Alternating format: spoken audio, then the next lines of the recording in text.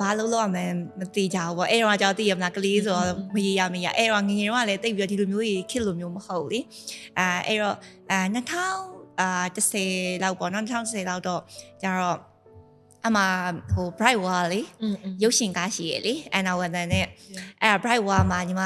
အဲ့မှာသူတို့ညောက်ကမင်္ဂလာဆောင်အတွက်ကိုသူကသွားစုံစမ်းတာအဲ့ချိန်မှာသူက wedding planner သွားစုံစမ်းတဲ့အချိန်မှာ wedding planner အဲ့လို table မှာ laptop နဲ့အဲ့လိုထိုင်ပြီးတော့သူက discussion appointment ယူရတယ်ကွာအဲ့ wedding planner ကိုတွေ့ဖို့အတွက်ကိုညီမအဲ့လိုကြည့်ပြီးညီမအရန်ကြိုက်သွားအော်ငါလည်း wedding planner လုပ်ချင်တယ်ဗောအဲ့တော့ဘယ်လိုစားလုပ်ရင်ကောင်းမလဲဗောနော်အဲ့လိုပဲစဉ်းစားရပဲရှိသေးတယ်အဲ့နဲ့အချိန်မှာဟို marvelously ညီမတို့အခုအင်အားလန်နေရဟိုတတိတန်းရှိရဲ့ AYA bank မှာJD ရ marvelous wedding fashion ဆိုတာရှိသူက fashion ပေါ့နော်အဓိက fashion အဲ့တော့ wedding planner နဲ့ fabric fashion ဆိုပြီးတော့သူကမြန်မာ Times မှာကြီးညာအဲ့အချိန်မှာညီမဟာငါလှုပ်ချင်တယ်လုံးနဲ့ကွတီပဲပေါ့လှုပ်ချင်လိုက်တာပေါ့အဲ့တော့ညီမအင်္ဂါလူကြီးဟိုမပြောအမသွားပြီးတော့သွားလျှောက်တာwedding planner အလုပ်လုပ်ချင်နေလုပ်လို့ရလားပေါ့နော်သူကလည်းအမအဲ့ချိန်မှာသူတို့ဟိုအမတို့မရှိဘူးတတိမရှိဘူးပေါ့နော်အဲ့ချိန်မှာညီမဗာ CV ထားခဲ့ပေါ့အဲ့မှာတကြံပိတ်သွားပြီးတော့ပြန်လာတော့သူကရတယ်ပေါ့အလုပ်ရပြီရဲ့အဲ့ချိန်မှာအမေတော့လားစာအရင်ဘာမှမဟုတ်ဘူးကွာသိလားအဲ့ချိန်မှာအဖေကဘာလို့လုံးပါလဲပေါ့နော်ကလိန်ပြောတာဖေကိုလားစာအများကြီးပေးရပေါ့တမီးအရင်လုံးချင်နေဆိုပြီးတော့အဲ့ကနေစပြီးတော့လုံးဖြစ်သွားပြီးတော့မှညီမ2010လုံးဖြစ်ပြီးတော့2012ကျတော့ဒီ signature ကိုစပြီးတော့ထောက်တာပေါ့ဟုတ်2 years ကအပြင်မှာလုပ်လိုက်ပြီးတော့ကျွန်တော်ကိုယ့်ရဲ့ဟို wedding planning industry ကိုဝင်လာခဲ့တာကိုယ့်ရဲ့ business ကိုset up လုပ်ခဲ့တာပေါ့ဟုတ် very inspired story အရန်ကြိုက်တယ်မင်္ဂလာဆောင်ရဲ့အဓိကမင်းကဆိုတော့သူတို့သမီးပေါ့ညီမသူတို့သမီးရေဆိုရင်သူတို့သမီးရေဟိုဘာဝဝသူတို့အဝတ်စုံနေပဲဖြစ်ဖြစ်အဝတ်စားနဲ့ပတ်သက်တာပဲဖြစ်ဖြစ် jewelry ဖြစ်တာပတ်သက်တာဖြစ်ပေါ့နော်ညီမပန်းနေဟာညီမအကုန်လိုက်ဝင်ပါတယ်ညီမ make up တရားစခုနောက်ပိုင်းဆိုရင်ဝင်ပါမရှိဘူးညီမအကုန်ဝင်ပါအရင်ကြိုက်လို့လေအမို့ကြိုက်တာပါအလောက်ဆုံးဖြစ်စေခြင်းဘယ်သူမဆိုလိုက်သူတို့သမီးတိုင်းကအဲ့ချိန်မှာ moment ကသူတို့ရဲ့ moment ပဲလေအဲ့တော့သူတို့သမီးကဘယ်သူတို့သမီးမဆိုမင်္ဂလာဆောင်တိုင်းကလှမလှရဲ့သူတို့သမီးမရှိဘူးစက်တည်လည်းရှိရဲ့သူတို့ဝတ်စုံနဲ့ jewelry နဲ့အဓိကအဲ့နှစ်ခုပေါင်းဆက်လိုက်ပြီးဆိုရင်အရန်လှပါပြီအဲ့အတွက်ကြောင့်အဓိက main ရလဲဆိုတော့မမတို့အခုမေးချင်တဲ့ question ရတယ်အဲ့လိုပဲပေါ့နော် jewelry အကြောင်းကြီးဝတ်စုံအကြောင်းကြီးညီမတို့ wedding ဟာ industry ရဲ့အကြောင်းကြီးပေါ့နော်ဒီနှစ်ခုကအရန်ပတ်သက်ဆက်နေတယ်ဟုတ်ကဲ့နောက်တစ်ခုကကြတော့ပေါ့နော်အခုနောက်ပိုင်းအမတွေ့ရအမလည်း wedding တွေတအားတက်ရတော့ကြတော့ပေါ့နော်မိတ်ဆွေတငယ်ချင်းပေါင်းသိလည်းများတော့ wedding တွေတအားတက်ရတော့ညီမလေးတချို့ wedding တွေဆိုလို့ရှိရင် international wedding planner တွေနဲ့လည်း collaborate လုပ်ပြီးလုပ်တဲ့ဟာလေးတွေလည်းတွေ့ရတယ်ပေါ့နော်ညီမလေးရဲ့ wedding planning နဲ့ဒီ standard ကလည်း international level အထိကိုအခုနောက်ပိုင်းဆိုလို့ရှိရင်ပို့ပြီးတော့ဟိုစမ်းသစ်လာတာတွေတီထွင်လာတာတွေလည်းအများကြီးတွေ့ရတယ်ပေါ့နော်အဲ့ဟာတွေကိုညီမလေးဘယ်လိုထိုးဖောက်ခဲ့တာလဲနောက်ညီမလေးရဲ့ဒီ future plan ကရောပါရှိဒါတော့ဟိုအခုကထောင်းတိုင်းအခု2025ဖြစ်သွားတော့အားလုံးက up to date တွေလေဟိုအကုန်လုံးက IG ကြီးမယ် Pinterest တွေကြီးမယ်အဲ့တော့သူတို့လိုချင်တဲ့သူတို့မှာ concept ကရှိပြီသားညီမတို့စီမှာ wedding concept ကအမျိုးမျိုးရှိအောင်ဘယ်လိုဆောင်ပါလဲဆိုတော့ညီမတို့ traditional ဆောင်မယ်ဆိုရင် traditional modern ဒါမှမဟုတ်ရင်ကိုဒီ wedding dinner ဆိုရင်wedding dinner ကို modern လုံးဝ modern elegant သွားမှာလားအဲ့တော့တချို့ဟာကြီးကြတော့တချို့ maker တွေတချို့ရဲ့ design တွေအကုန်လုံးကညီမတို့ဒီမှာလည်းမလုပ်နိုင်အောင်မလုပ်တော့လုပ်နိုင်တယ်ဒါပေမဲ့သူက international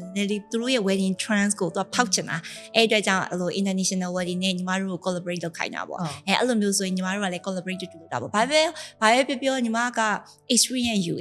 ဟိုဘဒုစီမှာပဲယူပေါ့နော်ညီမဆုံးကမမကိုပြောခဲ့ဆိုပေါ့ငငယ်လေးက wedding လုပ်ချင်တယ်ဒါပေမဲ့2နှစ်အတွင်းမှာညီမကို pay up လုပ်တယ်ဒါပေမဲ့အဲ့ချိန်မှာညီမကိုဒီအဲ့ခေတ်တုန်းကဆိုရင်2000မှတည့်ရတိုင်း2010 2012ဆိုရင်တင်ပေးမဲ့လူမရှိဘူးအဲ့တော့တင်ပေးမဲ့လူကဘယ်သူတွေလဲဆိုတော့ကိုယ့်ရဲ့ industry ကလူတွေကတင်ပေးတာအဲ့တော့ကိုယ့်ရဲ့အရှိက experience ရှိရဲ့လူတွေ photographer တွေရှိမယ်florist တွေရှိမယ်နောက် designer တွေရှိမယ်အဲ့တော့ဆိုဥပ္ပိဆိုတို့makeup artist ဆိုမိုင်းဆန်တို့နောက်ဓာတ်ပုံဆရာဆိုကိုဝနာခွာနီတို့ပန်းဆိုရင်လင်းလင်းတို့မမီကျော်တို့သူတို့စီကပဲတင်ယူညီမသူတို့စီကပဲ knowledge sharing တွေလုပ်တာသူတို့စီကတင်ယူရေးပြီးတော့ညီမ search လုပ်တယ်ညီမ search လုပ်တာအရင်ကြိုက်တယ်အဲ့လိုတခုခုဆိုရင်ဒီ လာမဲ့ trends တွေကိုဘယ်လိုလုပ်ရမလဲပေါ့နော် up to date တွေညီမအမြဲကြည့်ရအဲ့တော့ညီမတငယ်ချင်းတယောက်ရှိရသူက Eric သူကအင်ဒိုနီးရှားသူဆိုရင်လည်းသူတို့အင်ဒိုနီးရှားကဆိုတဲ့ industry wedding industry အကြီးကြီးပဲလုပ်တာသူလာလည်းတော်တော်ကောင်းတယ်သူကအခုတော့မရှိတော့ဘူးနော်ပြင်သစ်မှာရောက်သွားပြီသူရှိတော့ဆိုရင်ညီမတို့အများကြီး landing လုပ်လို့ရတယ်အဲ့လိုမျိုးသူတို့စီကအမြဲသင်ယူရညီမလုပ်တဲ့အကုန်လုံးဒီ working experience အနေနဲ့ညီမသွားတာပေါ့နော်အဲ့တော့ဟို international ထိုးပေါက်တဲ့ခါကျရင်သူတို့တွေဘာလုပ်လဲသူတို့ရဘလို့wedding ကိုဘလို့ concept တွေကိုဘလို့ချလဲပြီးရင်သူတို့ရဲ့ idea တွေကဘာရှိရလဲသူတို့စီကပြီးတော့ဘာလို့သင်ယူရမလဲပေါ့နော် makeup artist ဆို makeup artist အတိုင်း photographer ဆိုလည်း photographer အတိုင်းပြီးရင်သူတို့ရဲ့ decoration တွေ floral လုပ်တဲ့ florist တွေdesign တွေuser ညီမအမြဲကြည့်ညီမအမြဲလာရဲ့လူတွေတိုင်းကိုညီမသူတို့ဘာလုပ်လဲဆိုတာညီမအမြဲကြည့်ဟုတ်တယ်အဲ့ industry ရောနောက်ထပ်နိုင်ငံခြားထိကိုထိုးပေါက်ဖို့ international ထိထိုးပေါက်ဖို့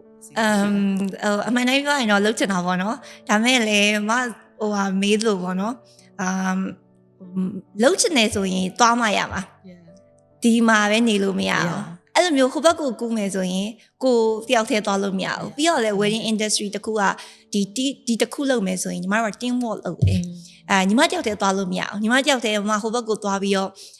wedding planner သွားလုပ်မယ်ဆိုတယောက်တည်းလုပ်လို့မရဘူးလို့ဒါဒီလောက်ကဘာလို့လဲဆိုတော့ညီမတို့ကလည်း team work နဲ့လုပ်ရတာညီမဆိုရင်ညီမမှာ operation team ရှိရယ် planner team ရှိရယ် bridal supporter team ရှိရယ်နောက်ဆုံးကလို့ accounting တက်ရှိရယ်ပေါ့နော်အဲ့လိုမျိုး team နဲ့သွားမှရမှာညီမဒီပွဲတစ်ခုကိုညီမတယောက်တည်း handle လုပ်ညီမဘယ်တော့မှလုပ်လို့မရအောင်အဲ့တော့ညီမတို့က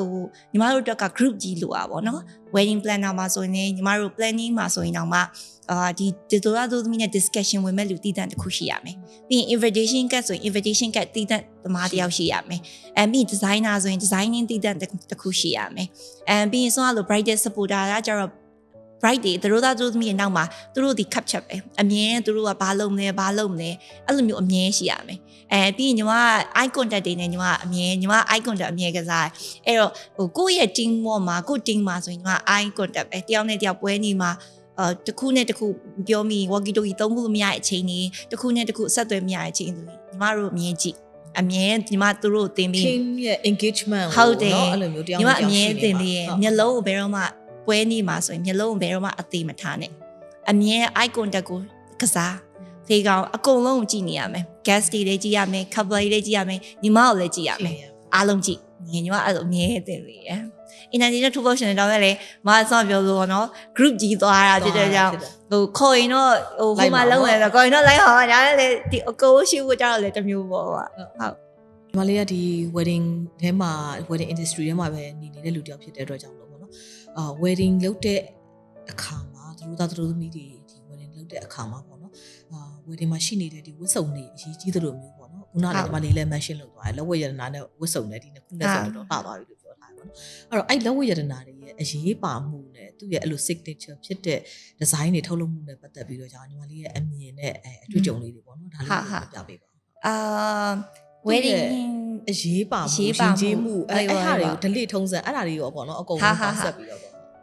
wedding တခုမှ wedding စမဆောင်ခင်ကမင်္ဂလာဆောင်ဖို့ခုမှ plan ရှိပြီဆိုကြတော့မသူ့စပြီး propose လုပ်မယ်ဆိုကြရ wedding ကမင်္ဂလာဆောင်လိုက်တော့မယ်တို့သားအေးနေနေပေါ့နော်မင်္ဂလာဆောင်လိုက်တော့မယ်ဆိုပြီးစပြီးစိတ်ကူးရတာဒီကောင်မလေးကိုစပြီးတော့မ propose လုပ်ရတော့မယ်wherever မှာရ propose လုပ်မယ်ဆို proposal ရရလို့ပြီးပဲဒီကပါအဲ့တော့ propose လုပ်ရမယ်ပြီးရင်နှစ်ယောက် engage လုပ်ရတော့မယ်အဲ့ခါကျရင်လည်းလို့ပါပြီးရင်ဆိုလို့wedding day မှာတော့လုံးဝ wedding ကအမြဲတမ်း daily ဝတ်ရမှာဖြစ်တဲ့အတွက်ကြောင့်သူကရွှေနဲ့လုပ်မလား wedding gold band ပေါ့နော် wedding band ပဲလုပ်မလားဒါမှမဟုတ်လေ diamond ring itinerary ring လုပ်မလားပေါ့ပြီးရင်လည်း wedding day ကြရင်မှတို့သမီးတိုင်းပဲဖြစ်ပေါ့နော်မင်္ဂလာဆောင်မဲ့ traditional ညီမတို့ဝတ်စုံမြန်မာ traditional ဝတ်စုံဆိုရင် jewelry ကတကယ် stone တွေလိုပြီwedding gown တွေဆိုရင်တော့တိတ်မလိုသေးဘူးသိရမလားတစ်လုံးလောက်ပဲပေါ့သိရမလားဒါပေမဲ့မြန်မာ traditional ဝတ်စုံကြတော့တကယ် jewelry ကတကယ် gemstone တွေမှာလှမှာလीဘာပြောသူ့ရဲ့ outfit ကလည်း heavy လေးအဲ့အမျိုးသားရေးဆိုလဲ brush အကြီးပေါ့နော်အဲ့လိုမျိုးရောဝတ်ကြရဲဆိုတော့သလွယ်ရောဝတ်ရမှာပဲမစားပြီး proposal ring ကရော diamond ထည့်မလားဒါမှမဟုတ်ကိုယ့်ရဲ့နှစ်သက်တဲ့အရာတစ်ခု stone တစ်ခုကိုထည့်မလားအဲ့တော့ diamond ring သို့မဟုတ် stone တစ်ခုဥမာ sapphire ဖြစ် ruby ဖြစ်သူတို့လိုချင်တဲ့ဟာပေါ့သူတို့နှစ်သက်ဆုံးတစ်ခုကိုသူတို့ကောင်းမလေးကိုသူကစပြီးတော့ propose လုပ်လိုက်တယ်ပေါ့ပြီးသွားပြီဆိုတာနဲ့ engagement ကတော့တေးကြရဲdiamond ပေါ့diamond engagement diamond ring ဖြစ်သွားမယ်ပြီးရင် wedding ကျတော့ wedding band အဲ့ဒါကျတော့ဆောင်းမပြောလို့ wedding band ဆိုရင်ရိုးကိုပြောင်းလေးမဲ့လုံလား itinerary diamond ring လုံလားပေါ့ထမသိန်းနေဆိုရင်တော့တော်တော်များများတော့ညီမတို့ဒီ traditional လုံးဝ elegant ဖြစ်မဲ့ဟာညီမတို့ရဲ့မြန်မာနိုင်ငံရဲ့ dream trap ဖြစ်တဲ့ ruby ပေါ့ ruby ကတော့တကယ်မြန်မာသူတို့သမီးရဲ့ထမသိန်းအတွက်ကိုတော့အသင့်တော်ဆုံးပေါ့နော်ညီမအမြင်ပြောဘာလို့လဲဆိုတော့ ruby ကိုဝတ်လိုက်တဲ့ခါကျရင်သူတို့သမီးက ruby နဲ့ diamond နဲ့ဝတ်တဲ့ခါကျရင်မတွေ့ပါရဲ့လုံးဝ royal Ruby ဝတ်ခဲ့Ruby elegant ပေါ့နော်အဲ့ဒါတော့လုံးဝ the best one ပေါ့နော်သူက Ruby ရတယ်မြန်မာနိုင်ငံတွင်းထွက်လည်းဖြစ်တယ်အရှားပါဆုံးပစ္စည်း stone လည်းဖြစ်တယ်မြန်မာနိုင်ငံသားမှာတော့မှ market မှာတော့မှ Ruby stone ကိုအရင်ရှာလို့မရဘူးလေကြီးတောင်မှမရှိဘူးဘာပြော emerald တို့ sapphire တို့တောင်မှရှာလို့ရတည် Ruby ကမြန်မာနိုင်ငံမှာသိရှာလို့မရဘူးဒါပေမဲ့ traditional ဝတ်စုံအတွက်ကတော့ညီမတို့ Ruby ကိုကြိုက်တယ်ဒါပေမဲ့ wedding gown တို့ဘာလို့ဆိုရင်တော့အခုနောက်ပိုင်းခေတ်စားတယ် emerald လေးခေတ်စားတယ် sapphire လေးခေတ်စားတယ်တချို့ကျတော့လေ diamond ပေါ့နော် diamond လေးဝတ်လိုက်တယ်ဆိုရင်အကုန်လုံးကတော့မှလိုတယ်သူတို့သမီးတိုင်းအတွက်ကတော့ jewelry အတွက်ကတော့တကယ်အလိုအဆုံးရပါပြီးရင်လဲဆိုတော့ကိုယ့်ရဲ့ family ပေါ့သူတို့သားဘက်က family ရဖြစ်အဲ့လိုတချို့ကြောင့်တင်တောင်းကြရဲသူတို့သမီးဒီဘက်ကိုပေးရခါကြရင်လေကိုယ့်ရဲ့ one set လေးဆိုဒါလည်း jewelry ပဲလေမှသိလားအဲ့တော့ jewelry ကမင်္ဂလိအတွက်ကော wedding industry အတွက် wedding အတွက်ကောပေါ့နော်အကုန်လုံးက mass လို့အဲ့တော့စောင့်ထားတဲ့အရာတွေမှာပါတယ်အဲ့တော့ तू ကဒီ live တစ်ခုနဲ့တစ်ခုပေါင်းဆက်ပြီးစပြီးတော့မှအဆုံးထိသွားပါလို့ဒါပေမဲ့တစ်ခုရှိတာညီမလေးရဲ့အဲ့လိုဆုံးသွားပြင်မဲ့လေတကယ်တမ်း married life ကိုရောက်သွားတဲ့အခါကျလို့ရှိရင်အမျိုးသမီးတွေကကို treat လုပ်ဖို့တော့ကြာနည်းနည်း hesitate ဖြစ်ကြ even သူတို့က financial control လာပေါ့နော် family ထဲမှာဒါပေမဲ့သူတို့ကအဲ့ဟာလေးကို hesitate ဖြစ်ပြီးတော့ကြာတော့တစ်ခါကျလို့ရှိရင်ဒီဟာကပြောမလဲဇင်ခံပစ္စည်းလိုပဲသဘောထားပြီးတော့ပတ်စံပုံမဝယ်မယ်ဆိုတဲ့ဟာမျိုးတွေလည်းဖြစ်လာရတယ်ပေါ့နော်အဲ့ဟာလေးရဲ့အမြင်ရောညီမလေးဘယ်လိုမြင်လဲအမကျတော့ဒီဥစ္စာက investment တစ်ခုနေတယ်လည်းမြင်တယ်ပေါ့နော်နောက်ပြီးတော့ကျတော့ဒါအမှုသမီးတိုင်းကလှပကြော်ရှင်းပြီးတော့ကျတော့ချက်တည်တင်တယ်နိုင်ဖို့အတွက်ကိုဒါကိုတွေကိုပို့ပြီးတော့တောက်ပစေတဲ့အရာတစ်ခုလို့လည်းမြင်တယ်ပေါ့နော်မြင်တဲ့အတွက်ကြောင့်မလို့ဟို materialistic ဖြစ်တာတော့မဟုတ်ဘူးဒါပေမဲ့ဒါလေးတွေကလိုအပ်တယ်လို့မတို့ကမြင်တာပေါ့နော်အဲ့လိုမြင်တဲ့အတွက်ကြောင့်မလို့အဲ့ဟာမျိုးနဲ့ပတ်သက်တဲ့အမြင်ရောညီမလေးရောဘယ်လိုမြင်လဲပေါ့နော်ညီမအမြင်ကတော့မှjewelry ကမှမတခုပေါ့နော်မဆုံးကပြောလို့ပေါ့နော်အိမ်အောင်ရှင်ကြီးဖြစ်သွားကြပြီဆိုရင်တော့မှဒီ jewelry ကိုမလိုအပ်တော့ဘူးလို့ညီမကမမြင်ဘူး။ဘာကြောင့်လဲဆိုတော့ဒီ stone တွေကဒီ jewelry ပဲဖြစ်ဖြစ် diamond ပဲဖြစ်ဖြစ်ဒီ jewelry stone တွေပဲဖြစ်ဖြစ်ပေါ့နော်။ဒါပြီးရင်ကိုမရှိရဲ့အချိန်မှာဘာပြောကိုပြန်ပြီးတော့ save လုပ်လိုက်တော့မှရရပဲလေ။အဲ့တော့ညီမထင်တာကတော့လိုအပ်တယ်လို့တော့ထင်တယ်တခုပြောမယ်ဆိုရင်တော့မှဒီအမျိုးသမီးတယောက်ဝတ်စင်နေဥမာထားအိမ်အောင်ရှင်မျိုးသမီးတယောက်ကဒီ jewelry ဝတ်စင်နေဆိုရင်ဒီအမျိုးသားကတော့ပြန်ချီကြည့်ဦးမှာတည်ရမှာပဝင်းကျန်တော့ဟောသူတော်တော်ဝတ်တာပဲဝယ်ချင်လို့မဟုတ်ပါဘူးမျိုးသားဟုတ်တယ်ဒါ family ရဲ့ image ပဲဒါ family image ဆိုတာတဲ့ဒီအမျိုးသားတယောက်ရဲ့အမျိုးသားဆိုတာအိမ်အောင်ရှင်ယောက်ျားလေးရဲ့အတွက်ကိုဒါ image တစ်ခုလို့ထင်ရတယ်ညီမတို့ဆိုရင်လည်း jewelry တစ်ခုဝတ်တယ်ဆိုရင်ညီမဆို jewelry အရင်ကြိုက်တယ်ညီမ jewelry ဆိုရင်ငါ diamond ကြိုက်တယ်ညီမစိန်ပို့ကြိုက်တယ်စိန်ကြိုက်တယ်sapphire မကြိုက်ဘူးမဟုတ်ကြိုက်တယ်ဒါပေမဲ့ညီမနဲ့မလိုက်ဘူးလို့ညီမထင်တယ်ဒါပေမဲ့မလိုက်လို့ထင်တာဒါပေမဲ့မသိဘူးကြိုက်တော့ကြိုက်တယ်ပေါ့နော်အဲ့လိုကြိုက်အကုန်ကြိုက်တယ် jewelry နဲ့ပတ်သက်တာတော့အကုန်ကြိုက်တယ်ဒါပေမဲ့ invest ကအများကြီးမလုပ်နိုင်အဲ့တော့ဘာပြောကို image ကိုတခုတက်မယ်တခုမှရမင်္ဂလိတယောက်မှာဒီ jewelry stone တခုဝတ်လိုက်တယ်ဆိုရင်တော့သူ့ဓာတ်တွေကလှလိုက်တာမဘဒူးမဆိုကအခုဆိုလည်းမဝတ်ထားဟဲ့လက်စွပ်တွေကလှလိုက်တာဘာလို့လဲလေကွာသိရမလားညီမတို့ဆိုလည်းဝတ်ထားဟိုင်ညီမကြိုက်တယ်အဲ့လိုညီမအမျိုးသမီးတယောက်ကိုကြည့်ရင်ညီမဘယ်ဟာစားကြည့်ရလဲဆိုတော့ jewelry ကိုရေးစားကြသူဘာဝတ်ထားလဲဆိုတော့ဝယ်ကြည့်ရ elegant ဖြစ်တယ်ဟုတ်ဟိုနောက်ပိုင်းမင်္ဂလာဆောင်နေဆိုရင်လေပို့ဆိုးရတချို့အမားကြီးဝတ်ထားရဲ့ jewelry ဆိုညီမကြည့်ရအန်တီဝတ်ထားဟာဆိုညီမကြည့်ရသူဘာဝတ်လဲသူဘယ်ဟာလေးကြိုက်တယ်လှလိုက်တာဟောနော်အဲ့လိုအမြဲကြည့်ရအဲ့လိုမျိုးကြည့်ရအချိန်မှာဘာပြောသူတငယ်ချင်းတွေအတိုင်းဝယ်မဖြစ်ဖြစ်အိမ်အောင်ရှင်နေဆိုလဲဒီအမျိုးသားသူတော်တော်ဝယ်ပေးပါရသူဝယ်မပေးခဲ့တာမှာသူတော်တော် invest လုပ်ပါလားပေါ့နော်ဒီအမျိုးသားဆိုအမျိုးသားကတော်တော် supporting စင်ထားတယ်စင်ထားရောစင်ထားရောမာယာသူမိမသူ supporting အရင်လုပ်တာပဲပေါ့အဲ့လိုမျိုးမှထင်အောင်ပါOkay very good idea ညီမတော့ထင်တာပဲအဲ့ဒါထင်တာပေါ့နော်ဘာလို့ဆိုသူ့အဲ့လိုစင်မိလိုက်တော့ပဝင်းကြည့်ရတာပါမရအော်သူ့အမျိုးသမီးကိုတော်တော်လုပ်ပြီးတော်တော်ဝယ်ပေးပါလားပေါ့နော်ဒီ interview ကိုအရင်ဆုံးအမအမျိုးသားကိုကြည့်ခိုင်းမယ် Okay ပါ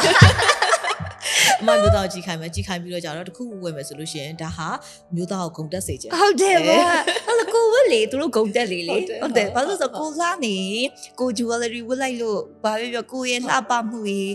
သူရဲ့လှပမှုကြီး jewelry ရဲ့ light ဖတ်တဲ့ဟာဆိုရင်မဘယ်မိန်းမမဆိုကြည့်မစိတ်မပူနဲ့ယောက်ျားလေးတောင်မှတခါကြာရင်တော့မှအရန်လှနေတော့မှကြည့်ဘိမမဆိုတော့မှမိန်းကလေးဆိုရင်တော့မှဘာမှဘယ်မိန်းကလေးမှ jewelry မကြိုက်တဲ့မိန်းကလေးမရှိဘူးအဲ့တော့မတို့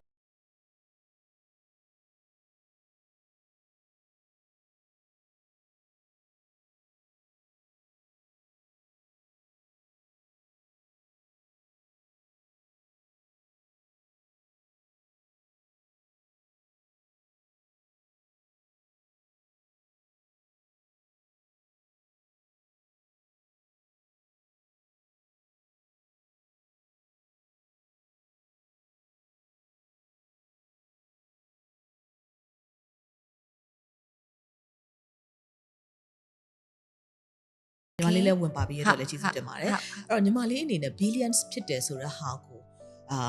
တောက်ပမှုထက်မြက်မှုတောက်ပမှုဒီအရာတွေကိုညီမလေးဘယ်လိုမျိုးအဓိပ္ပာယ်ဖွင့်ဆိုပြီးတော့ပေါ်ဆောင်လဲအဲ့လို brilliant ဖြစ်ဖို့အတွက်ဖြစ်တယ်ဆိုတာပေါ့နော်မိန်းမတိုင်းမှာသူတို့ရဲ့အရေးချင်းတစ်ခုရှိတယ်ညီမကတော့ကို့အရေးချင်းတဲ့ကိုပေါ့နော်ညီမမှလည်းညီမအရေးချင်းရှိရဲ့ဟာတစ်ခုရှိတယ်တခြားမိန်းမမှလည်းတခြားအရေးချင်းတစ်ခုရှိမယ်ပေါ့နော်အားလုံးအမျိုးသမီးတိုင်းမှာသူတို့ရဲ့အရေးချင်းတစ်ခုစီမှာကိုယ်ပိုင်အရေးသွေးတော်ရဲ့လူပေါ့နော်ကိုယ်ပိုင်အရေးသွေးရှိရဲ့သူတို့ရဲ့ချောမောနဲ့ညမှာဆိုရင်လှပြထမြက်မှုတွေရှိရဲ့ပေါ့နော်ရောအရင်မပြောတတ်လို့အဲ့တော့သူတို့မှာရှိပြီးသားအဲ့တော့ကိုယ့်ရဲ့အရေးသွေးကိုကိုယ်တိုင်အမြဲတမ်း lift up လုပ်တယ်ပေါ့နော်ညီမဆိုရင်ညီမတခုညီမထားပါတော့ညီမအရုပ်အရန်များသွားရဖြစ်ပေါ့နော်ညီမဆုံးရလို့ပေါ့တလားလောက်ညီမ busy ဖြစ်သွားရမလားညီမကိုပြန်ပြီးတော့နောက်တလားကျရင်ပြန် care လုပ်တယ်ဘာလုပ်ရမလဲပေါ့နော်အလုပ်ကြီးပဲလုပ်နေပြီးမှမဟုတ်ဘူး။ဒီဟုတ်တယ် self care ပြန်ဒီအလုပ်ကမှအမြဲလုပ်ရမှာဒီ life ဒီဘဝဒီ life ရှိနေတဲ့ညီမတော့ဟုတ်တယ် life ကဒီတိုင်းပဲညီမ cycle မလုပ်ချင်ဘူးညီမအဲ့လိုမျိုး life cycle ယူတော့ညီမမလဲပတ်ချင်လို့ညီမကလေးမယူကလေးမမွေးချင်တာအဲ့လိုမျိုးဆိုညီမအဲ့လိုမျိုးညီမကအဲ့လိုတစ်ခုရှိရောเนาะအဲ့တော့ဒီတိုင်းပဲသွားနေမပြီးမှမဟုတ်တော့အဲ့တော့ကို changes ကတော့အမြဲလုပ်ရမှာအဲ့တော့ညီမဘာလုပ်လဲဆိုတော့ညီမအလုပ်တယ်ညီမဆောင်းရလိုမျိုးညီမကြိုက်တဲ့ healthy ဖြစ်တဲ့အဲ့လိုညီမအခုကစားရယ် Pilates Studio area ကစားရယ်ကိုအမြင်အမြဲ upgrade လုပ်တယ်အဲ့လိုညီမတခုဘာထပ်လုပ်ချင်သေးလဲကိုလုပ်ချင်တဲ့အရာကြီးဘာရှိသေးလဲညီမအမြဲစဉ်းစားတယ်ပြီးတော့ညီမ search အလျက်လုပ်တယ်ညီမကြိုက်တဲ့ဟာကြီးညီမလုပ်ချင်တဲ့ဟာကြီးဆိုညီမခေါင်းထဲမှာခါကျအမြဲထည့်တာညီမခေါင်းထဲမှာရှိရဆိုညီမမင်္ဂလာဆောင်ကြီးဟာပဲရှိတယ်ညီမကိုခါကျရင်တခြားတငယ်ချင်းနာမည်ဆိုကိုမေ့ဘူးညီမနာမည်ဆိုမမေ့ဘူးညီမရဲ့ memory မကောင်းတာနာမည်မမှတ်ထားမမိရပါတော့ကိုစိတ်ဝင်စားလိုက်ကိုစိတ်ဝင်စားမှတ်ထားတော့အရင်မေ့ရအဲ့တော့အားလုံးဒီမိန်းကလေးတိုင်းမှာပေါ့နော်ကို့အရေးသွင်းနဲ့ကို့အရေးချင်းရှိရဲဆိုကို search လုပ်တာအကောင်းဆုံးပဲကို upgrade လုပ်တာအကောင်းဆုံးပဲဘယ်သူမဆိုကိုပိုင်အရေးချင်းကိုပိုင်အရေးသွေးရှိရဖြစ်တဲ့ကြောင့်ကိုအမြဲ upgrade လုပ်တာအကောင်းဆုံးပဲလို့ညီမထင်တယ်upgrade လုပ်တာကြိုက်တယ် search လုပ်တာကြိုက်တယ်ညီမအဓိကကျန်းမာရေးအတွက်ပေါ့နော်ညီမရဲ့ healthy အတွက်ကိုညီမ care လုပ်တယ်အဲ့သုံးခုညီမအတွက်ရှင်းရပြီ Okay အဲ့တော့ညီမလေးရဲ့ billions ရဲ့ meanings ကကိုယ့်ရဲ့အရေးသွေးအရေးချင်းတွေကိုသိမှတ်ပြုရမယ်သူများရဲ့အရေးသွေးအရေးချင်းတွေကိုလည်းသိမှတ်ပြုရမယ်နောက်ထပ်ကျတော့ self care ဟုတ်တယ်ကျမအောင်နေထိုင်ရမယ်ကိုအမြဲတမ်း upgrade ဖြစ်နေပြီး lifelong learning ကိုသွားနေရမယ်တစ်ခုကကျတော့ဗာလဲ exercise ကလုပ်တယ်ကျမအောင်လေokay အဲ့တော့အမြဲတမ်း upgrade ဖြစ်အောင်လုပ်နေရမယ် observation skills လည်းကောင်းနေရမယ် industry ထဲမှာ industry ထဲမှာတော့အဲ့လာတော့မကောင်းလို့မရဘူးကောင်းပါရကိုအမြဲတော့အဲ့လိုမျိုး observation ကတော့အမြဲထားအောင်နော်ရှိရအောင်ကိုသိချင်တဲ့တက်ချင်တဲ့အရာတွေကိုလည်းကိုကကို self learning လုပ်ပြီးတော့ search လုပ်နေရမယ်ဟုတ်တယ်မအဲ့ဒါတော့လုပ်ကိုလုပ်ရမယ်ဟာပေါ့နော် must do ပေါ့နော်ဟုတ်ကဲ့ရှင်အဲ့ဒါဆိုအများတန်းတောက်ပပြီးတော့ထက်မြက်နေဖို့အတွက်ဆိုလို့ရှိရင်ကိုအများတန်းသွေးနေရမယ်ပေါ့သွေးရမယ်သွေးနေတယ်သွေးရမယ်တော့သွေးရမယ်တော့ဒီကမေးရမနောက်တစ်ခုကကျတော့ဘယ်လိုလဲဆိုတော့ listening ပေါ့နော်ဒီပတ်ဝန်းကျင်ကကိုပြောတဲ့ဟာမဟုတ်ဘူးเนาะအဲ့လိုကိုယ့်ရဲ့ industry ကိုယ့်ရဲ့သက်ဆိုင်တဲ့ industry တွေကပြောရဲ့လူတွေအကုန်လုံး နားထောင်ရမယ်သူတို့ပြောရအဲ့ဒါဆိုသူတို့မှာကဘာပဲပြော experience ကရှိပြီးသားကိုကောင်းတဲ့ listening တစ်ခုပေါ့နော်ကို listening တစ်ခုကိုကနားထောင်ရမှာပေါ့သူတို့ပြောရဟာဒီကိုအတွက် learn လုပ်စရာကောင်းလားကိုအတွက်ဒါဟာ knowledge လားအဲ့လိုမျိုးရှိရဲ့ခါကျရင်ကိုကအမြင်မှတ်ထားညီမဆိုအဲ့လိုမျိုးပဲသူတို့ပြောရဲဘယ်အရာမဆိုပေါ့နော်လူကြီးပြောရဲအရာကိုညီမအမြင်မှတ်ထားတယ်အမြင်သူတို့ပြောရဲဟာမှတ်ထားမှဘာပဲပြောသူတို့ပြောရဲဟာဒီကိုအတွက်ကောင်းစေခြင်းလို့ပြောတာညီမကိုစူရဲဆိုလဲညီမဘာမှမဖြစ်ဘူးညီမအေးဆေးပဲပြုံးပြုံးပဲတခုမှားဝါခဲ့ရင်တော့မှားဝိုင်းခဲ့ရင်တော့ဒီအမားကိုနောက်တဲ့အမားမရှိအောင်ညီမအမြင်ဆုံးဖြတ်တယ်စဉ်းစားရပေါ့နော်ဒီမှာဒီတစ်ခုမှာဒါမှားဝါရဲနောက်တစ်ခုကြာရင်မမအောင်ဂယူးဆိုင်မယ်ဒါပေမဲ့အမားတော့မြဲရှိနေတာဒါပေမဲ့မတက်နိုင်ဘူးအဲ့အမားကိုတက်ရှောက်လဲထပ်မားနေအဲ့လိုမျိုးဆိုအမြင်တော့ဒါပေမဲ့အမားမတူအောင်တော့လုပ်ရတာပေါ့အဲ့တော့အမြင်တော့ကိုတော့ upgrade လုပ်ရမယ် search လုပ်ရမယ်ညီမ hacker လုပ်တယ်အဲ့လိုမျိုးအကုန်လုံးတော့အမြင်လုပ်တယ် the art of listening ဆိုတာเนาะ listening power က communication skills မှာအရေးကြီးဆုံးပဲဆိုတာဟာလေးကိုမလေး highlight လုပ်သွားတယ်เนาะနောက်တစ်ခုကကျတော့ wisdom ပေါ့เนาะ wisdom က lifetime experience ကနေလာတဲ့အတွက်ကြောင့်မို့ကိုယ့်ထက်အကြီးတွေကို industry မှာရှိတဲ့လူတွေရဲ့အကြံပေးမှုတစ်ခါကျရင်လည်း maybe ဝေဖန်တယ်လို့ပြောရင်လည်းပြောမှာပေါ့နော်တော့လည်း positive ပေါ့เนาะအဲ့ဒါ positive vibe ကိုစဉ်းစားပြီးတော့ကျတော့ကိုကစိတ်ကိုဖွင့်ထားပြီးတော့ကျတော့ဒါကိုနားထောင်ပြီးတော့လေ့လာဖို့အတွက်လည်းဒါလည်းအရေးကြီးရလို့ highlight လုပ်သွားတယ် very good ပါနေမှာလေနောက်တစ်ခုကလေဘာလဲဆိုတော့ wedding ဆိုလို့ရှိရင်လေအမလည်းဟိုသူတို့အိမ်တော်မပြုတ်ခင်ကသူတို့သမီးအရန်နေလုပ်ဖူးတယ်ပေါ့နော်အဲ့တော့ wedding မှာဆိုလို့ရှိရင်လေအများတန်းလေးဟိုပြဿနာတွေအများများဟဲ့လေနော်အမျိုးသမီးကဟိုသူတို့သမီးလိုချင်တာတမျိုးသူတို့သားဘက်ကတမျိုးမိဘတွေကတမျိုးဆွေမျိုးတွေကတမျိုးအဲ့လိုမျိုးရှိရပေါ့ demanding တွေအများများတဲ့ industry ထဲမှာညီမလေးဘယ်လိုမျိုး management လုပ်နေလဲ struggle လုပ်နေလဲပေါ့နော်အဲ့လိုမျိုးကိုစီမှာရှိနေတဲ့ကိုမတူညီတဲ့demand စင်းတွေဒါပေမဲ့သူတို့ရဲ့ဒီ lifetime ရဲ့ moment ပေါ့နော် a special moment မျိုးညီမလေးကအလှဆုံးဖြစ်အောင်လုပ်ပေးရတဲ့လူတယောက်ဖြစ်တဲ့အတွက်ကြောင့်နောက်တစ်ခုကကျတော့အဲ့ပွဲတွေမှာလည်းညီမလေးအများနဲ့လှနေရမှာတွေ့တယ်ပေါ့အဲ့ဒါမှတစ်ခါတလေမျိုးပါပဲအဲ့လိုမျိုးတွေပေါ့နော်အဲ့ဒီ stress တွေနောက် pressure တွေအဲ့ဒါနဲ့ပတ်သက်ပြီးတော့ကျတော့သူတို့တွေကို service အကောင်းဆုံးပေးနိုင်ဖို့တော့ကိုညီမလေးဒီဟာတွေကို manage ဘယ်လိုလုပ်လဲကိုစိတ်ကို team ပေါ့နော် leaders တယောက်အနေနဲ့ဘယ်လို manage လုပ်တယ်အမှန်တိုင်းပြောရရင်ညီမရဲ့မလုပ်ချင်ဆုံးအလုပ်ကလူကြားထဲမှာညီမလေးမသွားချင်တဲ့အလုပ်ညီမလေးလူကြားထဲမှာလူမဆောပြောလို့ပေါ့နော်လူကြားထဲမှာနေပြီဆိုရင်ကိုလှနေမှရပါလေပြီးတော့လူကြားထဲမှာရှင်းရလို့အကုန်လုံးကိုပြုံးပြရပါလေအမှန်တိုင်းပြောရရင်ညီမလူကြားထဲကိုမသွားချင်ဘူးဒါပေမဲ့ညီမလောက်က wedding ဖြစ်နေတဲ့အတွက်ကြောင့်လူကြားထဲမှာသွားလို့တာပါအဲ့တော့ကိုယ့်ရဲ့ဒီ personality က personality ဖြစ်ကိုယ့်ရဲ့ဒီ grooming နေရအစလှနေရပါမလှလို့မရဘူးလေသိရမလားမလှလို့ဆိုရင်သွားဆုံးဖြတ်တဲ့နေရာပဲလို့ပြောလို့အဆင်မပြေဘူးအဲ့တော့ wedding day ကြရင်တော့မှကိုယ့်ရဲ့ဒီ grooming နေမလှရင်တော့မှကိုကလှအောင်လို့ရှင်းတော့ဝုန်းလို့ထတော့ပြင်ရပါသိရမလားအဲ့တော့ grooming ကတော့လှအောင်ပြင်ရမယ်နောက်တစ်ခုကကျတော့ဆောင်းအောင်လို့မပြောလို့ပေါ့ stress ကတော့မှအရန်ပြီးခါကြရင်ညညတော့အိမ်မပြောoverthinking တွေအများများဟိုတခုအဲ့ case တခုဖြစ်ပြီးဆိုရင်ကိုကအဲ့ case တခုကိုစဉ်းစားပြီးဆိုညလုံးဝအိမ်မပြောတော့ဒါပေမဲ့အဲ့လိုမျိုးကြတော့လေအရန်ညီမခါကြရင်ဘယ်လိုလဲဆိုတော့စိတ်ကို short ထားတယ် overthinking အရန်မလုပ်ဘာလို့လဲဆိုတော့ overthinking အရန်လုပ်တဲ့ခါကြရင်ညီမ stress ကိုပြန်ပြီးအဲ့တော့ညီမဖြည်းဖြည်းတော့ဖြည့်ရှင်းသွားတယ်အဲ့ဒီမှာပေါ့နော်ဆိုတော့ပြီးတော့ family နှစ်ခုကပေါင်းဆက်တာဆိုတော့တယောက်နဲ့တယောက်ကမှဒါဒီနှစ်ခုကပေါင်းဆက်တာ family နှစ်ခုကလည်းလုံးဝမတူဒါပေမဲ့အဲ့ family နှစ်ခုမတူတဲ့ခါမှာညီမအမျိုးစုံရှိညီမပါသူတို့ကဆိုပြီးနှစ်ယောက်ထဲနဲ့ဒီလောက်ရမယ့်ပွဲတွေရှိသလို family နဲ့ဒီလောက်ရတဲ့ပွဲရှိရခါကြရင်သူတို့ရဲ့ sibling တွေနဲ့ဒီလောက်ရတဲ့ပွဲရှိရအဲ့တော့ဟိုပုံစံမျိုးစုံညီမကရှိရပေါ့နော်အဲ့တော့ညီမကအဲ့လိုမျိုးဆိုရင်ဟို family နဲ့ဒီလောက်တဲ့ခါကြရင်နှစ်ဖက်မိဘနဲ့တွေ့ရတယ်ဆိုရင်ညီမသူတို့ရဲ့ဖြစ်ချင်တဲ့အရာတွေကိုမှနားထောင်လိုက်တယ်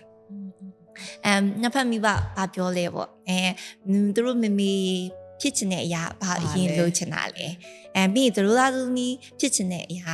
ဘာလဲပြီးရင်သူတို့သမီးဖြစ်ချင်တဲ့အရာဘာ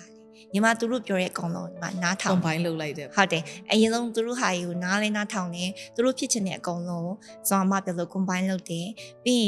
ရင်သူတို့ဟာဖြစ်ချင်တဲ့ဒီဟာအကောင်လုံးကတခုချင်းစီ step by step မှာဖြည့်ရှင်းပေးရအဲ့တော့အဲ့လိုမျိုးဆိုရင်သူတို့လည်းအဆင်ပြေရကိုလည်းအရင် stress မပြီးဘူးဒါပေမဲ့ပွဲနေကြရင်တော့အမှန်တမ်းပြောရင်တော့ပြီးအောင်သိရမလားဘာလို့ပြောအဆင်ပြေပါဆိုအမြဲ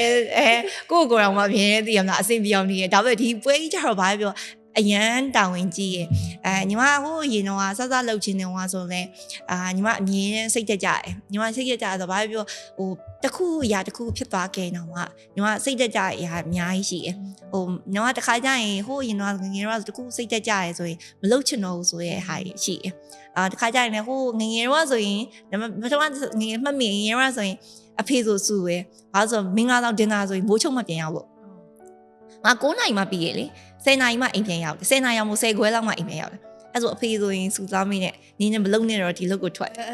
အဲ့လိုမျိုးကြီးပါလုံမလုံနဲ့တော့မင်းငါးစီပါပဲမလုံနဲ့တော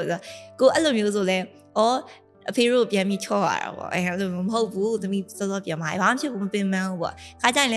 ဲနောက်ပိုင်းကျတော့လဲတခုမှားခဲ့ရင်ဝယ်ဒီမှာတခု in case တခုဖြစ်ခဲ့ရင်တော့ညီမအဲ့လိုမျိုးဆိုလဲစိတ်တက်ကြအဲ့လိုဆိုနောက်နေ့ငါမလုပ်တော့ပါဘူးဆိုတော့ညီမတော့မဟုတ်ပြန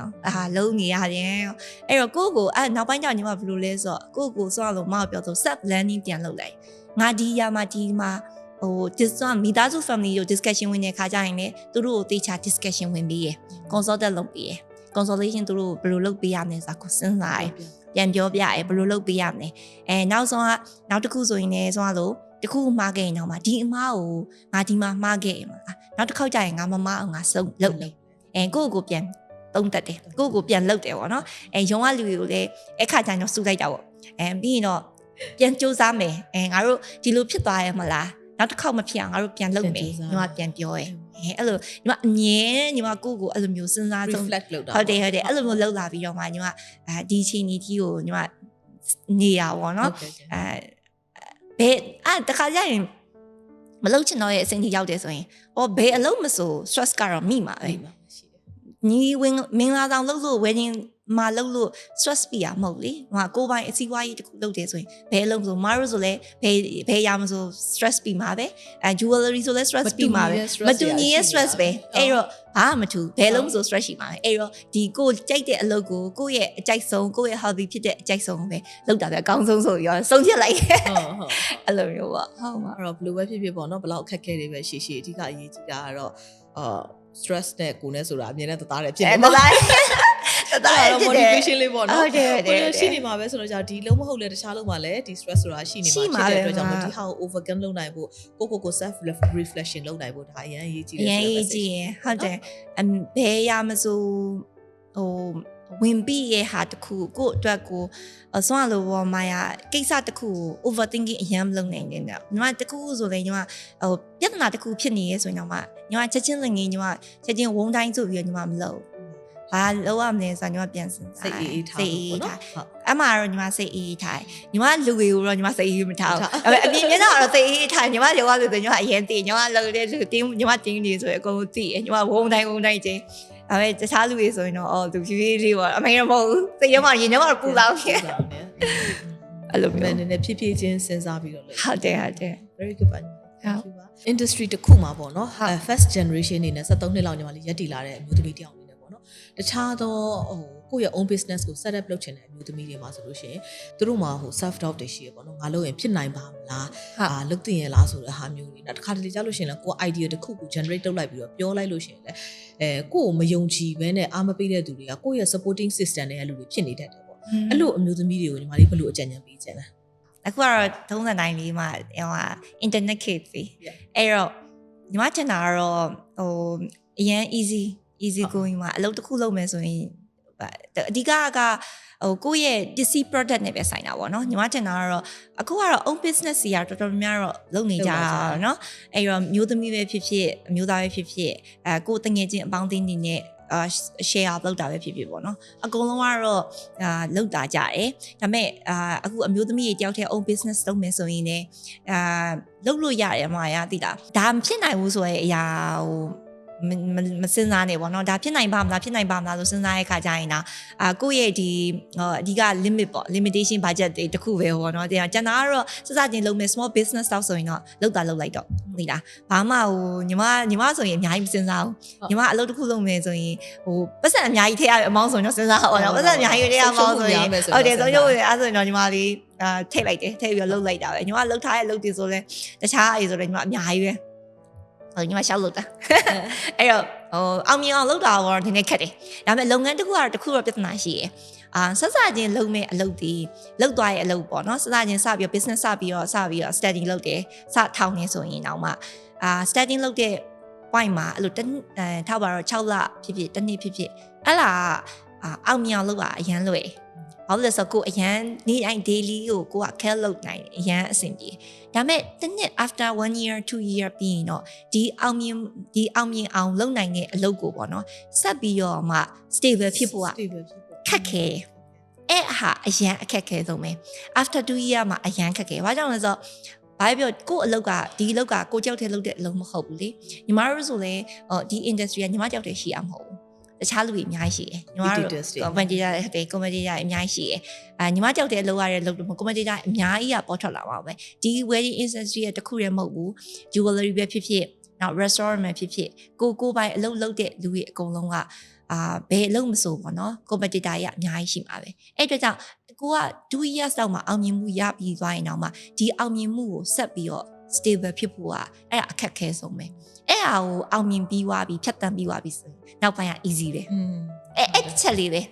အဲ့တစ်ချက်ပြီးသွားရင် business မှာလည်းသင်ရတယ်ပေါ့နော်ဥပမာဆိုလို့ရှိရင် product ခုထုတ်တယ်ဆိုရင်ဒီ product ကိုအရင်ဆုံးသိတာကိုပတ်ဝန်းကျင်ကိုရဲ့တငယ်ချင်းကိုရဲ့လက်တကမ်းမှာရှိနေတဲ့မိသားစုဒီ supporting system ကနေလာတဲ့လူတွေကနေအရင်ဆုံးသိတယ်ပေါ့အဲဒီလူတွေကနေပဲကိုလုပ်တယ်ဆိုလို့ရှိရင်ဝိုင်းအားပေးကြတယ်အဲ့တစ်ဆင့်အောင်မြင်သွားအဲ့ကနေ word of mouth နဲ့သူတို့ရဲ့တစ်ဆင့်တငယ်ချင်းမိတ်ဆွေတွေကနေတစ်ဆင့်ဒီလူတွေစီကိုရောက်သွားတယ်ကိုရဲ့ product ကိုရဲ့ service ပေါ့ဒါပေမဲ့ကိုကိုလုံးဝမသိတဲ့သူကကြတော့ခုနညီမလေးပြောတဲ့အဆင့်မှာရှိတယ်ဟုတ်တယ်အဲ့ဟာကိုအမတို့ reach လုပ်နိုင်ပြီအဲ့နေရာမှာအမတို့ကသူတို့ကိုအောင်မြင်အောင် service ပေးနိုင်ပြီ product ဆိုရင်လည်း satisfaction ပေးနိုင်ပြီဆိုလို့ရှိရင်အမတို့ business ကအောင်မြင်လာတယ်လို့ပြောလို့ရတယ် stable ဖြစ်လာတယ်နောက် sustainability ကိုအမတို့ဆက်သွားနိုင်တဲ့အနေအထားစီကိုပြောလို့ရတယ်ပေါ့နော်အဲ့တော့ business စတင်တဲ့အမျိုးသမီးတွေစပြီးတော့ကြတော့လုပ်မယ်ဆိုလို့ရှိရင်အမောက်မများလို့ရှိရင်ပေါ့နော်အမောက်မများဆိုရင်လောက်တာလောက်လိုက်ဆုံးရှုံးမှုကိုအရင်ဆုံးဘယ်လောက်ခံနိုင်မလဲဆိုတာခံနိုင်ရဲ့အမောက်တစ်ခုကိုထိအောင်ဆုံးရှုံးခံနိုင်မလဲဆိုတော့နံပါတ်1ချက်အနေနဲ့ကြည့်ဖို့လိုမယ်နံပါတ်2အချက်အနေနဲ့ကကြတော့ဖြစ်နိုင်ပါမလားလို့တွေးတဲ့ဟာကကိုယ့်ကိုယ် limitation လုပ်လိုက်တာ ਨੇ ဟုတ်တယ်ပေါ့နော်အဲ့တော့ limit မလုပ်ပါနဲ့စကြည့်လိုက်ပါစကြည့်ပြီးတော့ကြတော့မှကိုယ့်ရဲ့ဒီအလုပ်ကိုနောက်ဆုံးဒီကိုယ့်ရဲ့ပတ်ဝန်းကျင်က supporting system ကလူတွေမရှိဘဲနဲ့တခြားလူတွေထိကိုရောက်အောင်မြင်အောင်ဘယ်လို unit selling point နေနဲ့သွားမလဲเนาะဘယ်လိုမျိုးကိုယ့်ရဲ့ service တွေကိုဘယ်လိုပေးနိုင်မလဲမတူညီရဲ့ဟုတ်တယ်ကိုယ့်ရဲ့ competitor တွေနဲ့ပတ်သက်တဲ့ advantage ကိုဘယ်လိုယူလဲပေါ့နော်ဒါလေးကိုစဉ်းစားဖို့လိုတယ်ဆိုတော့ဟုတ်တယ်အဓိကကိုလုံနိုင်တဲ့ service တစ်ခုကိုရှိပြီးသားအဲ့မှာတခြား competitor ကြီးကသူတို့ဘာလုပ်လဲဘာ service တွေကိုကိုယ့်ထက်ပိုကောင်းအောင်ပေးနိုင်တာလဲကိုကအဲ့ဒါကိုစဉ်းစားရမယ်အဲ့အတွက်ကြောင့်ကိုကဘာပြောကိုကအကောင်းဆုံးဖြစ်ချင်တယ်ညီမရဲ့ခံယူချက်ညီမမှာခံယူချက်တစ်ခုရှိရယ်ညီမ client တွေညီမရဲ့ couple တွေညီမကိုကြိုက်တာပြောသူတို့ကြိုက်တဲ့ဟာကိုသူတို့လိုချင်တဲ့ wish တစ်ခုပဲညီမကိုပြောလိုက်ညီမမဖြစ်အောင်လုပ်ပေးညီမဘယ်လောက်ပဲခက်ခဲညီမရအောင်သူတို့လုပ်ပေးလိုက်တယ်မရဘူးဆိုတာညီမမှမရှိဘူးညီမအကုန်လုံးရတယ်ဆိုတာကြီးပဲ request style never say no ဟုတ်တယ် request style ညီမအကုန်လုံးညီမသူတို့လိုချင်တဲ့ wish တစ်ခုကိုသာပြောလိုက်ပေါ့နော်ညီမအကုန်လုံးရအောင်တော့လုပ်ပေးရဘာလို့လဲ wedding မှာကျတော့သူတို့ရဲ့ဒါကိုဘာပြောသူတို့ရဲ့ life wedding လေအဲ့တော့ကိုကအဲ့ moment ကိုလူစင်ဟုတ်တယ်အဲ့တော့ရစီချင်တော့ညီမဖြစ်တဲ့နည်းနဲ့ရအောင်လုပ်ပေးရပေါ့နော်အဲ့လိုပဲဘယ်အလုပ်မဆိုဒီအလုပ်ကwedding တစ်ခုမဟုတ်တခြားအလုပ်ဆိုရင်တော့မှဒီအလုပ်ကဒီနားမှာပဲရောက်နေရဆိုရင်တော့မှနောက်ထပ်တစ်ဆင့် step တက်ဖို့ကကိုယ့်အတွက်ကအရန်လွယ်တယ်ဘာလို့လဲဆိုတော့ရှေ့မှာလုပ်ထားတဲ့ experience တွေတစ်ခုလုပ်ထားတဲ့ဘာပဲပြောပါကိုယ့် knowledge တွေတခုအမှားပဲဟုတ်တယ်အမှားပဲအမြဲတင်ယူပါအဲ့တော့ညီမအားကြောင့်ညီမစဉ်းစားအမြဲညီမစဉ်းစားရဲကိုယ့်ကို work experience နဲ့ညီမလောက်ရတာညီမအရင်ကြိုက်တယ်ဒီလုပ်တစ်ခုကိုညီမ work experience နဲ့ညီမစပြီးတော့တီထောင်နေပြီး self service လုပ်တယ်ညီမဆုံးအပတ်ဝန်းကျင်ပြောရဲဟာပေါ့နော်ပတ်ဝန်းကျင်ပဲဖြစ်ဖြစ်ကိုယ့်ရဲ့ဒီ industry ရလူကြီးအကုန်ပြောတာညီမ listen နားထောင်နေညီမအမြင်နားထောင်နေအဲ့တော့ညီမ အဲ့ဒါရနေပြီးတော့မှဖြစ်လာတာပေါ့နော်ပြီးတော့ကိုကလည်းအရင်ကြိုက်တာဘာပဲပြောကိုရဲ့ဒီfloral ပဲဖြစ်ဖြစ်ညီမအဲ့လိုညီမ create လုပ်ရတာအရင်ကြိုက်တယ်ညီမ modern create design ကိုညီမအရင်နှစ်သက်တယ်အခုဆိုလည်းအဲ့လိုမျိုးအမြင်နဲ့ create ဘာလုပ်ရမလဲဆိုတော့ညီမအမြင်စဉ်းစားတယ်အဲ့တော့အဲ့လာကညီမရဲ့ဝါသနာပေါ့နော် fashion ကိုအရင်တော့ဆိုကိုတော့မသိဘူးတရားငါဘာကြောင့်လုပ်နေလဲငါဘာကြောင့်လုပ်နေလဲဆိုတော့ကိုသိနောက်ပိုင်းကျတော့ညီမသဘောပေါက်လာတဖြည်းဖြည်းနဲ့အသက်ကြီးလာလို့တော့မသိဘူးသဘောပေါက်လာပြီပါလဲဆိုတာအဲ့တော့အလုပ်တိုင်းကကိုယ့်ရဲ့ passion ရှိရဆိုရင်လုပ်တာလုပ်ဘာမှကြောက်စရာကြောက်မရှိဘူးအခုညီမလေးပြောတဲ့စကားပေါ်မှာမဟုတ်ဘူးပြီးတော့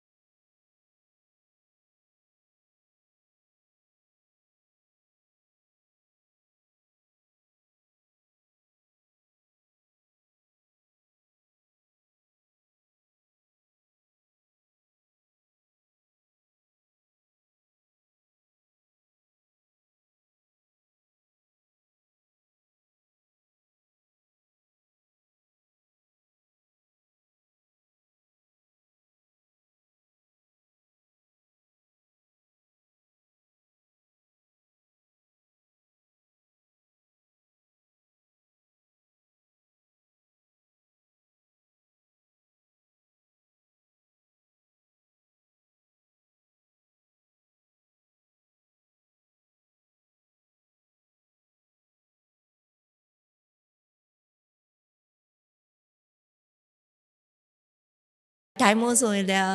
pet drop လို့ drop shade လေးအဲ့လိုမျိုးဟာညီမအရန်ကြိုက်တာနောက်ပိုင်းကျတော့တက်ကြီးလာတော့လူတိုင်းကပြောတယ်ညီမတို့သေးလေးဝင်နေလေဆိုရအဲ့ကလူကြီးဆိုရမ်းဆူတယ်သေးလေးပဲဆူလို့ဆိုကြီးစုံကြီးဆူတဲ့ခါကျရင်ဘာဖြစ်လဲဆိုတော့လို့ပထမပြောလို့ပေါ့နော်ဒီဟာဒီ market price အဲ့တော့ဒီ stone တစ်ခုကအရင်တော့ဈေးနဲ့အခုဈေးနဲ့တော့မတူတော့အဲ့တော့ကိုကအရင်ကငငယ်ရအမှန်ကစုတင်တယ်ဒီ market ဒီတုံးအစုံကြီးကိုစုတင်တယ်ပေါ့နော်အဲ့လိုမျိုးစုံကြီးကိုစုပြီးတော့ကိုအတွက်ကိုပတ်စံစုတာပဲပေါ့မရ save တယ်မယ်ကိုပတ်စံပဲပေါ့တရားက invest လုပ်တာပေါ့ဟုတ်တယ် invest လုပ်တာဆိုဘာပဲပြောနောက်ပိုင်းကျရင်တော့မှအခုကအမျိုးသမီးတွေပေါ့နော်ဒါစုံကြီးကိုဝင်သစ်တယ်ဘာပြော invest လုပ်ပြီးတော့မှဒီဟာ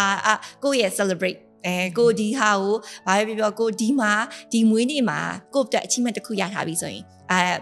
ဒါဝယ်လိုက်တော့နောက်တစ်ခုဆိုရင်လည်းဒီပွဲတစ်ခုမှာကိုကအဆင်ပြေနေရယ်ကိုစီးပွားရေးမှာကိုတက် profit တွေအရင်များနေရယ်ဆိုရင်လည်းဒါဝယ်တဲ့celebrate တွေလုပ်လိုက်တော့ကို celebrate လုပ်ပြီးတော့ဒီ gems တွေကိုစုလိုက်တော့အဲ့ဒါအကောင်းဆုံးပဲဘယ်သူမှမပြောကြဘူးအဲ့တော့ဟိုဗာလေကို own business လုပ်တဲ့ခါကျရင်ကိုပတ်စံကိုရဲ့ own money ပြတဲ့ခါကျရင်ကိုဝယ်တဲ့ခါကျရင်အရန်ပျော်တယ်လေသိရမလားကိုပတ်စံနဲ့ကိုဝယ်တာ satisfaction ကမတူနေဘူးဟုတ်တယ်သူများစီကမွေးနေ့ဆောင်ရတာပဲဖြစ်ကိုရဲ့တကယ်ဝယ်ကိုရဲ့ money ကိုပတ်စံနေရနေဝယ်ရဖြစ်ကိုရတာရဲ့ကိုစုတာရဲ့ဟာဒီကိုအတွက်အကောင်းဆုံးကိုထင်တယ်လေသိရမလားအော်ဒါဆိုရင်ကိုပိုနှစ်သက်တယ်မာယာဒီဟာဒီအော်ငါဘယ်တော့ဝယ်ထားတာမမိနေရလေဒီပစ္စည်းတစ်ခုကိုဝယ်လိုက်တဲ့ခါမှာဒီမွေးနေ့တော့ကိုဝယ်လိုက်တာလားအော်ငါဒါမွေးနေ့တော့ဝယ်ထားတာပဲအော်ဒါငါဒီမှာတစ်ခုငါအလုပ်ကိစ္စတစ်ခုအောင်မြင်ထားလို့ငါဝယ်ထားတာပဲအဲ့လိုမျိုးအနေနဲ့ဝယ်လိုက်တယ်ဆိုရင်တော့ celebrate ဖို့ဖြစ်အောင်okay အဲ့တော့ညီမလေးရဲ့အမြင်ကကြတော့တခြားလူတွေနဲ့သိမတူသူကကြတော့ကိုယ်တိုင်အလုပ်လုပ်ပါကိုတန်ဖိုးတက်ဖို့ကိုတန်ဖိုးရှိတဲ့ယန္တနာတစ်ပါးအနေနဲ့ယက်တီကိုဆိုလို့ရှိရင်ကိုယ်တိုင်အလုပ်လုပ်ပါပြီးပြီဆိုရင်အဲ့လိုအလုပ်လုပ်ပြီးပြီဆိုလို့ရှိရင်လည်းကို celebrate လုပ်ပါကိုဂုဏ်ပြုပါပေါ့အဲ့ခါနေပြီးတော့ကြတော့ဟိုထွန်းလင်းတောက်ပပြီးတော့ကြတော့အမြဲတမ်းနေနိုင်ဟုတ်တယ်အဲ့ဒါလေးကိုအဲ့ဒါအကောင်းဆုံးပဲညီမကတော့ဘာလို့ဆိုတခုဝယ်လိုက်ပြီးဆိုရင်တော့မှဒါငါကိုယ်တိုင်လုပ်ထားရဲ့အလုပ်ကိုငါရထားရဲ့အလုပ်ကို achievement လုပ်တာလေသိရမလားကို appreciate လုပ်တာဖြစ်တဲ့ကြောင့်ပို့ပြီးတော့အမျက်နှိုးပို့ချရလားပို့တန်မိုးထားရဲ့လို့ဟုတ်တယ်တန်မိုးထားရဲ့ဆိုဟုတ်တယ်ညီမကတော့အဲ့လိုပဲထင်တယ်Okay thank you so much ညီမလေးအချိန်ပေးပြီးတော့ကြတော့ပေါ့နော်အမတို့ဒီ Women's International Women's Day အတွက်လုပ်တဲ့ campaign လေးမှာဝင်ရောက်ပြီးတော့ကြတော့အမျိုးသမီးတွေပို့ပြီးတော့တယောက်နဲ့တယောက်ထုံးလင်းတောက်ပွားနိုင်ဖို့ supporting လုပ်တဲ့ program တွေမှာဝင်ပါပြီးတဲ့အတွက်ကြောင့်မို့ကျေးဇူးအများကြီးတင်ပါတယ် ဟုတ် ဒီနေ့ပေါ့နော်2025 year International Women's Day မှာမတို့ဒီ Treasure Star ကနေပြုလုပ်တဲ့ပေါ့နော်ဒီအမျိုးသမီးတွေတိုးတက်ဖို့အတွက်တယောက်နဲ့တယောက် supporting လုပ်ကြမယ်ဆိုတော့ campaign လေးမှာပါဝင်ပြီးတော့ညီမလေးရဲ့အတွေ့အကြုံတွေကို sharing လုပ်ပြီးတဲ့အတွက်လည်းညီမလေးကျေးဇူးအများကြီးတင်ပါတယ်နောက်ထပ်လည်းဒီလို social activities လေးရှိလို့ရှိရင်လည်းညီမလေးကတတိယပြီးတော့ဖိတ်ခေါ်ပါအောင်မယ် ဟုတ်ကဲ့ပါကျေးဇူးပါစကားရောအများကြီးမပြောတတ်ဘူး ပြောတတ်ပါတယ်အများကြီးသင်ရပါတယ်ချင်းချင်းနော် ကျေးဇူးတင်ပါတယ်ဟုတ်ကဲ့